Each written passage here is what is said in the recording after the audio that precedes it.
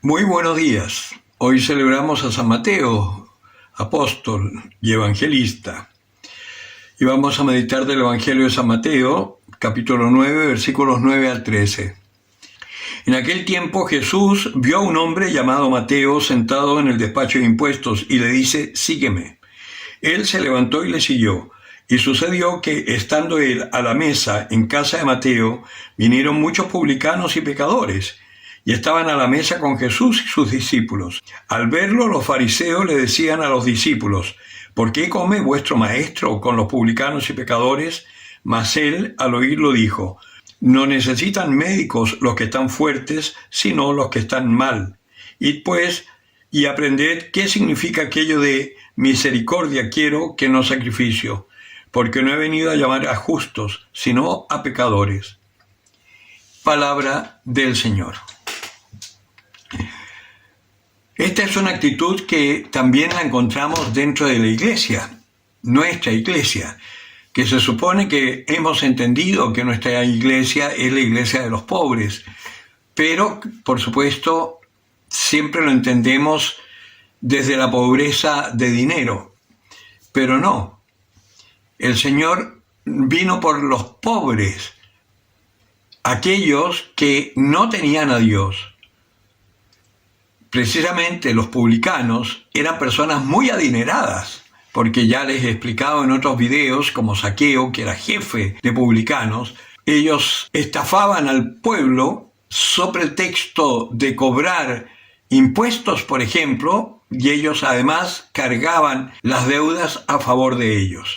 Es como hemos experimentado también muchas veces de gente que se aprovecha de sus puestos más o menos importantes para hacerse sueldos que no les corresponden. Se ha experimentado mucho, se ha visto mucho este último tiempo en algunos gobiernos.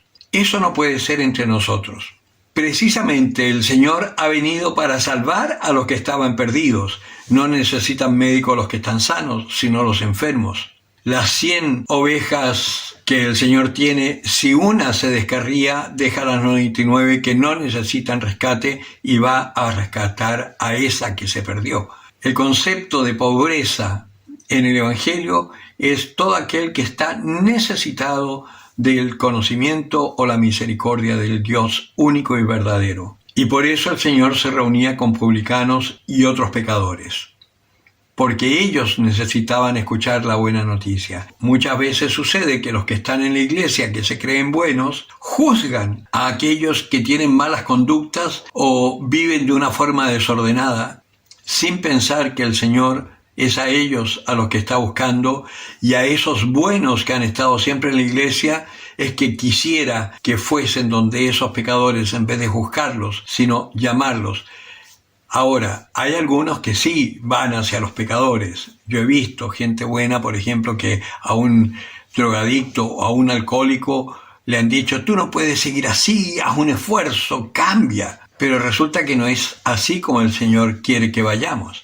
El Señor quiere que vayamos con la misericordia, a anunciarle el amor de Dios. Un drogadicto, un alcohólico, por más que tú le digas que se esfuerce, y a veces sí intentan y se esfuerzan, terminan siempre cayendo. Porque no es en nuestras fuerzas que nos vamos a librar de nuestras cadenas, sino en el Señor, apoyados en el Señor, para que el Señor sea quien haga la obra y corte esas ataduras que nos mantienen en el pecado.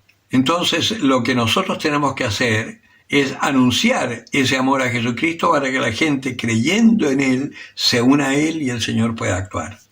Somos, no nos olvidemos nunca, elegidos por Dios para ser sus voceros, no para ser consejeros, porque desde el momento en que aconsejamos a alguien ya nos estamos poniendo por encima de ese otro.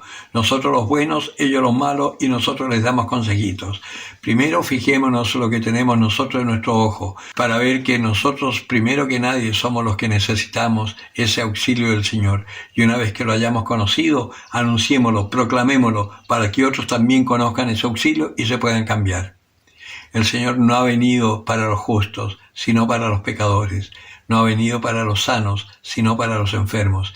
El día en que entendamos eso y sepamos que nosotros estamos en la iglesia porque hemos sido los primeros enfermos que el Señor ha querido rescatar, en ese momento nuestra vida se transforma. El que tenga oídos para oír, que oiga.